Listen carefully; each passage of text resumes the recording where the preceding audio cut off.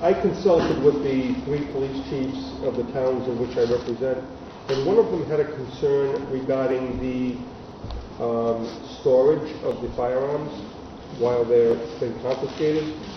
And one of the towns in which I represent doesn't have the facility or the space to, especially if it's a gun collector.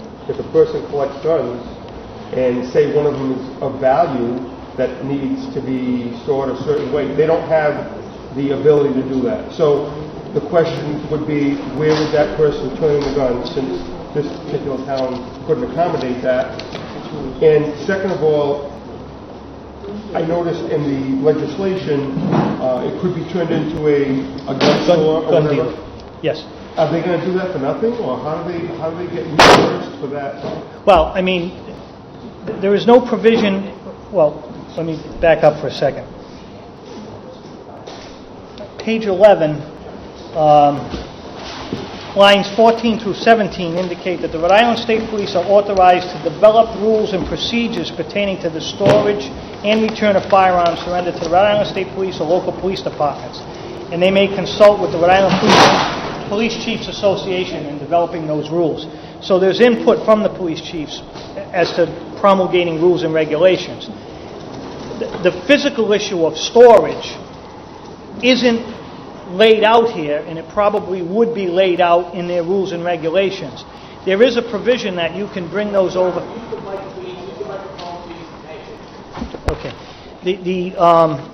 The provisions, the law also allows that you can go to a gun dealer, but there's nothing in here that indicates that a gun dealer is required to take a firearm storage for nothing. So I am sure that there is going to be a fee if someone decides to go to turn in the firearm to comply with the law, but turn it in at a dealer, that they're going to get charged. But that's between them and the dealer.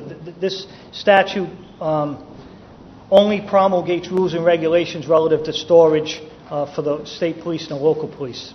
So just so I can get it clear in my mind, this particular town that I represent, they don't have the means to store it. You're telling me that the state police are going to come up with some place for a situation like that where they couldn't store them? Well, I believe that's an issue that they would consider. Some towns, similar to some other bills we heard, have that mutual aid request. So I suppose it's possible to request, of a neighboring city or town, look, we don't have the facility. Can we work some sort of agreement, mutual agreement with the two of them? But I think that when they develop the rules and procedures, they will have to come up with something that addresses that scenario. And I would assume if they don't, perhaps your city and town could raise that issue to them or the chief.